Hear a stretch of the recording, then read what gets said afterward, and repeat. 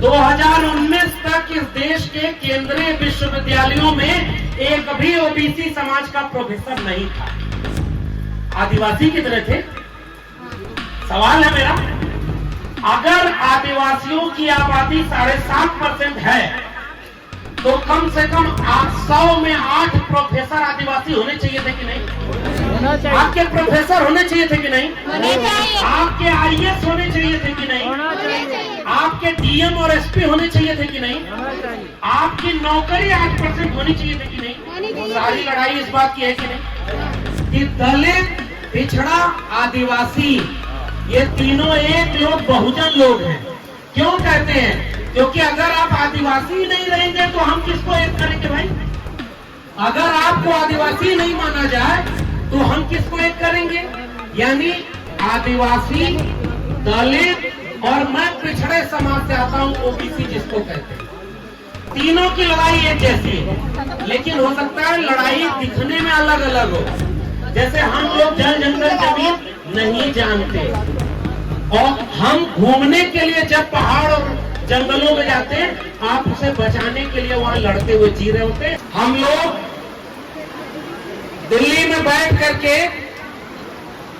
पढ़ते पढ़ाते हुए ये कहते हैं, समझते हैं कि भारत के नक्शे में 3 चीजों को अगर आप बनाएंगे तो वो एक ही जगह मिलेगी।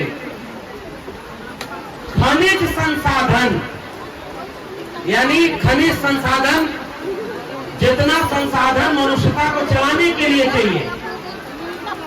दूसरा जंगल और तीसरा आदिवासी। ये तीनों भारत के नक्शे पर एक मिलेंगे और तीनों एक दूसरे की रक्षा करते हैं। तो ये प्रकृति में पल करके इस पहाड़, नदी, नाले को, इस जल जंगल जमीन को जो सुरक्षित रखता है उसका नाम है आदिवासी।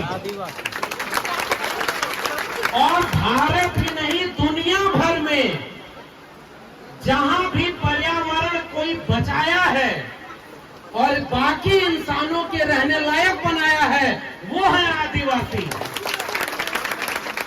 वरना इस दुनिया के बाकी लोगों ने इस दुनिया को बर्बाद करने में कोई कसर नहीं छोड़ी, आदिवासियों ने उसे बचाने की कोशिश की। इसलिए मैं आपके बीच में आकर बहुत गौरवान्वित हूं। तो जिस प्रकृति, जिस जल जंगल जमीन को आप बचाने की लड़ाई लड़ते हैं, आज देखिए वही प्रकृति आपका इम्तिहान ले रही है, आपकी परीक्षा ले रही है। मैं फिर से सलाम करता हूं आपको कि आप वो परीक्षा पास हैं और यहाँ खड़े होकर के भीगते हुए कार्यक्रम सुन रहे हैं। तो साथियों, मैं आदिवासियों के बारे में अगर कुछ पढ़कर बोलूंगा, जो बोलूंगा वो पढ़कर बोलूंगा, सीख कर बोलूंगा, और आप तो उसे जीते हैं तो हमसे ज्यादा आप जानते हैं कि आदिवासी कौन है और उसकी लड़ाई कौन है। हो सकता है आपसे ज्यादा किताब हमने पढ़ी हो सकता है मैं दिल्ली विश्वविद्यालय में पढ़ाता हूं, प्रोफेसर हूं, लेकिन इसका मतलब ये नहीं कि मैं आदिवासियों पर आपसे ज्यादा जानता हूं, क्योंकि आप जो हैं वो आप हैं और आप रोज लड़ करके जो है उसे बचा रहे हैं, इसलिए हमसे ज्यादा आप जानते हैं कि आदिवासी को। लेकिन मैंने जो नारा लगाया था मैं वहीं से अपनी बात शुरू कर रहा हूं। आपके हमने पढ़ा अपने इतिहास में, एक तीर एक कमान।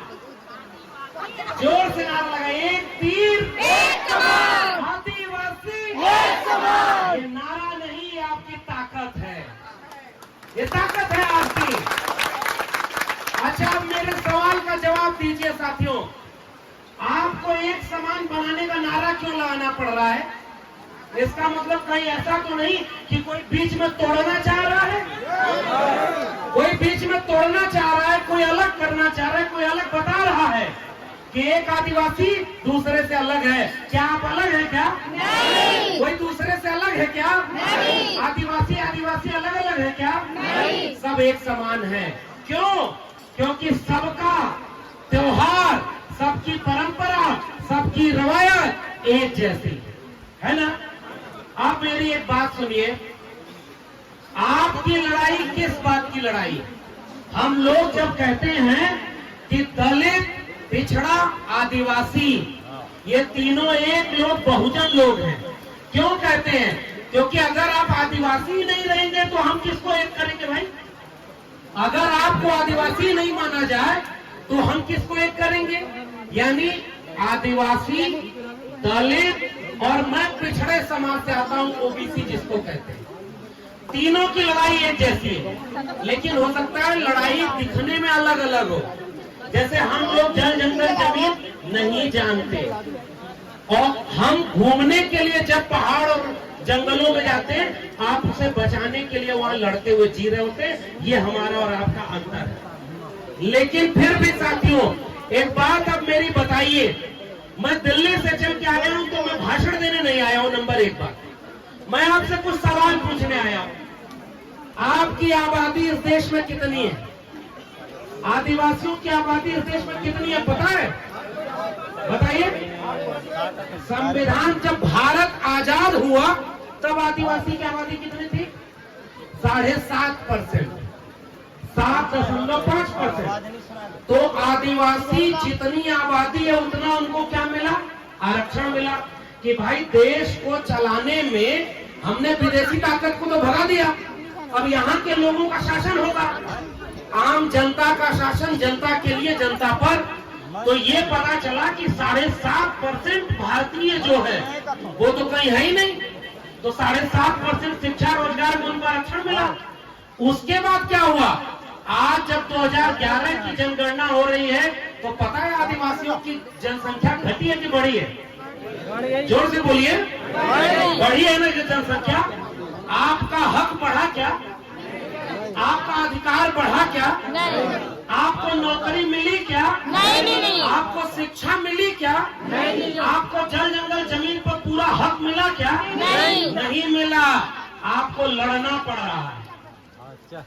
इतनी ही बात है। देखिए, इस देश में मैं दिल्ली विश्वविद्यालय से आया हूं साथियों। मैं एक सवाल पूछता हूं, ओबीसी समाज की प्रोफेसर 2019 तक इस देश के केंद्रीय विश्वविद्यालयों में एक भी ओबीसी समाज का प्रोफेसर नहीं था। आदिवासी कितने थे? सवाल है मेरा, अगर आदिवासियों की आबादी 7.5% है तो कम से कम 100 में 8 प्रोफेसर आदिवासी होने चाहिए थे कि नहीं? आपके प्रोफेसर होने चाहिए थे कि नहीं? आपके आईएएस होने चाहिए थे कि नहीं? आपके डीएम और एसपी होने चाहिए थे कि नहीं? आपकी नौकरी 8% होनी चाहिए थी कि नहीं? सारी लड़ाई इस बात की है कि नहीं? तो फिर देश किसका है भाई? ये हम पूछते हैं ना कि अगर हमारा ये देश है। मैं 2 लोगों को याद कर रहा हूं साथियों अपनी बात शुरुआत में ही। सबसे पहले जिन्होंने आदिवासियों की तीर कमान को दिकुओं के खिलाफ लगा करके जल जंगल जमीन के लिए उन्मूलन किया, उस नायक का नाम है बिरसा मुंडा। और मैं उन्हें याद करते हुए अपनी बात कर रहा हूं। कौन थे बिरसा मुंडा? इसी संथाल परगना के एक ऐसे नायक बिरसा मुंडा जिन्होंने मात्र बहुत कम उम्र में तीर और तलवार लेकर के, अपना हथियार लेकर के किसके खिलाफ लड़ाई लड़ी थी? जिन्होंने कहा कि जो दिकू हैं, दिकू कौन थे? बाहरी। दिकू का मतलब बाहरी। आप लोग भोजपुरी समझते हैं कि नहीं? पहले बात थोड़ी बहुत समझते हैं भोजपुरी। मैं यूपी आजमगढ़ से आया हूं तो मैं भोजपुरी मेरी भाषा है, तो भोजपुरी थोड़ा बहुत समझिएगा, नहीं समझेंगे तो मैं बताऊंगा। अब एक बात समझिए, दिकू मतलब बाहरी। हमारे यहाँ यूपी से कोई कमाने अगर दिल्ली बंबई चला जाता था तो उससे कहते थे कि कहाँ गए हैं, तो कहे परदेश गए हुए। परदेश गए हुए, परदेश का मतलब समझ रहे हैं? दूसरा देश। तो भारत देश में ही परदेश बंबई कलकत्ता कैसे हो गया भाई? इसका मतलब जो हमारी जमीन थी वही हमारा देश था, बाकी सब बाहरी थे। बिरसा मुंडा ने, धरती आबा ने क्या नारा दिया? उन्होंने कहा जो हमारी जल जंगल जमीन छीनने के लिए आएगा वो सब दिक्कू हैं और हमें उनके खिलाफ उलगुलान करना पड़ेगा। और आज विश्व आदिवासी दिवस पर आपको उलगुलान करने की जरूरत है, यही अपील मैं आपसे करने आया। उलगुलान का मतलब जानते होंगे आप लोग। उलगुलान क्या है नहीं जानते? मैं बता रहा हूं। उलगुलान का अर्थ है क्रांति। क्रांति का मतलब क्या? जो हमारी अधिकार है, हमारा हक है, उसको कोई अगर छीने तो उसके खिलाफ जो लड़ाई लड़ी जाती है उसका नाम है उलगुलान, उसका नाम है क्रांति। और उसको करने वाले धरती आबा बिरसा मुंडा को मैं यहां से याद कर रहा हूं। अब एक बात मेरी जवाब दीजिए। बिरसा मुंडा ने कहा ये जल जंगल जमीन तो हमारा है रे भाई, हम यहाँ पैदा हुए, हम प्रकृति में पले बढ़े। बाहर से कोई आके कहता है कि ये जल जंगल जमीन हम आपसे छीनेंगे और आपका विकास करेंगे। क्या करेंगे? विकास करेंगे। आपका विकास हुआ? नहीं। आपका कोई विकास हुआ? आजादी के अमृत महोत्सव मनाया जा रहा है, पता है? अमृत महोत्सव का मतलब क्या होता है पता है? अमृत महोत्सव का मतलब आजाद हुए इस भारत को 75 साल पूरा हो गए। 75 साल पूरा हो गया।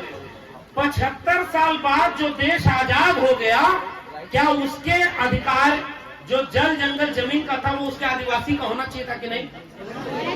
लेकिन जो लड़ाई बिरसा मुंडा ने लड़ी, जो लड़ाई सिद्धू कान्हू ने लड़ी, जो लड़ाई तिलका मांझी ने लड़ी, उस लड़ाई को लड़ने वाले जो लोग थे वो आपके पुरखे थे, वो आपके पुरखे थे ना।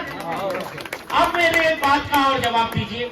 एक दूसरा नाम मैं आपसे ले रहा हूं कि आप जानते हैं उनको, जयपाल सिंह मुंडा।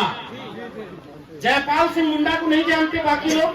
मैं आपको बताता हूं, बाकी हमारे बहुत वरिष्ठ लोग बैठे हुए हैं, ये सारे लोग जयपाल सिंह मुंडा को जानते हैं। मैं आपको बता रहा हूं, अरे पूजना हो तो उसको पूजेंगे जो आपको हक दिलाता है, कि जो हक छीनता है वो आपको पूजने की जरूरत है? हक दिलाने वाले को पूजना होगा ना। तो बिरसा मुंडा आपके हक के लिए लड़े थे ना। तिलका मांझी कौन थे? जो आपके हक के लिए लड़े थे। इस देश में सिद्धू कान्हू थे जिन्होंने आदिवासियों की लड़ाई लड़ी। और जब इस देश का इतिहास लिखा गया तो आप बताइए, बाहर के लोगों को न तो बिरसा मुंडा को पढ़ाया जाता है सिलेबस में, न तिलका मांझी को पढ़ाया जाता है, न सिद्धू कान्हू को पढ़ाया जाता है, और न जयपाल सिंह मुंडा को पढ़ाया जाता है। क्यों नहीं पढ़ाया जाता पता है? क्योंकि अचानक कोई आए और आपसे कहे कि तुम आदिवासी नहीं हो, तुम क्या हो?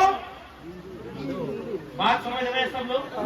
अब मैं आपको बता रहा हूं जयपाल सिंह मुंडा कौन थे। जयपाल सिंह मुंडा जो आईएएस की परीक्षा पास कर दिए थे, जिससे डीएम बनते थे और हॉकी खेलते थे। भारत की जो राष्ट्रीय टीम थी उसके सदस्य थे जो ओलंपिक खेलने गई। और जब जयपाल सिंह मुंडा का रिजल्ट आया तो उनसे कहा गया कि तुम हॉकी में जाओ या नौकरी लो, और वो हॉकी में गए और भारत को गोल्ड मेडल जिताया उन्होंने, पूरी दुनिया में नाम कमाया। और जब जयपाल सिंह मुंडा लौट कर आए तो पूरे झारखंड छत्तीसगढ़ का जो जंगल का इलाका है उसमें उन्होंने जल जंगल जमीन की लड़ाई लड़ी थी। और फिर पता है, जब संविधान भारत का बन रहा था, संविधान जानते हैं ना, नया भारत कैसा बनेगा इसका किताब का नाम है संविधान। और उस संविधान से आपको हक मिला। क्या हक मिला? कि आपके ग्राम पंचायत की अनुमति के बिना कोई आपसे आपकी जमीन नहीं ले सकता। अभी हमारे साथी कह रहे थे जमीन छोड़िए, एक लोटा पानी में नहीं ले सकता बिना ग्राम पंचायत की अनुमति के। ये आपका अधिकार उस संविधान ने दिया ना, ये अधिकार आपको उस भारत के संविधान ने दिया ना। पेशा एक्ट आपको भारत के संविधान से मिला ना, वन अधिकार अधिनियम आपको भारत के संविधान से मिला ना। इसलिए वो आपको अधिकार देता है। जो आपको अधिकार देता है उस किताब का क्या नाम है? भारत का संविधान। और जो आपसे आपका अधिकार छीनता है उनको क्या कह रहे हैं?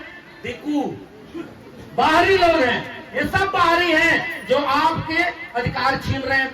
भारत के संविधान बनाने की संविधान सभा में जयपाल सिंह मुंडा शामिल थे। जयपाल सिंह मुंडा आपके नायक हैं, मेरे भी नायक हैं, लेकिन मुझसे पहले आपके नायक हैं क्योंकि आपको आदिवासी होने का हक दिलवाने के लिए लड़ाई लड़ी थी जयपाल सिंह मुंडा ने। इसलिए अगर आपको किसी को अपना नायक मानना है तो तिलका मांझी, सिद्धू कानू, बिरसा मुंडा के बाद जयपाल सिंह मुंडा को अपना नायक मानिए और घर घर बताइए कि जयपाल सिंह मुंडा न होते तो हमें बड़ा अच्छा लगेगा। इसलिए भारत ही भारत नहीं बनता अगर जयपाल सिंह मुंडा भारत के संविधान सभा में नहीं खड़े होते। अब मेरी बात सुनिए, भारत की संविधान सभा में जो दिल्ली जहां से मैं चल के आया, आपके यहाँ तो साहब इतनी दूर आए रास्ता ही नहीं मिल रहा था। वो जो पुल बना है उस पर इतना पानी क्या बहने लगा, वहां पुलिस वाले खड़ा होकर के कह रहे हैं आगे जाने मत, वो रास्ता बंद है, सब डूब गए, सब बह गए। और बाद में चल के आए तो इतना पानी है उसी पर लोग चल करके आ रहे हैं। अरे भाई पुलिस वाले लोगों, अरे ये आपके अपने लोग हैं, इनको भ्रमित करने की क्या जरूरत है। अगली बार यहाँ कार्यक्रम हो तो यहाँ पक्की सड़क भी होनी चाहिए और तब जाकर ये कार्यक्रम होना चाहिए। भाई आपका जगह जल जगह जमीन है, यहाँ आपका कार्यक्रम नहीं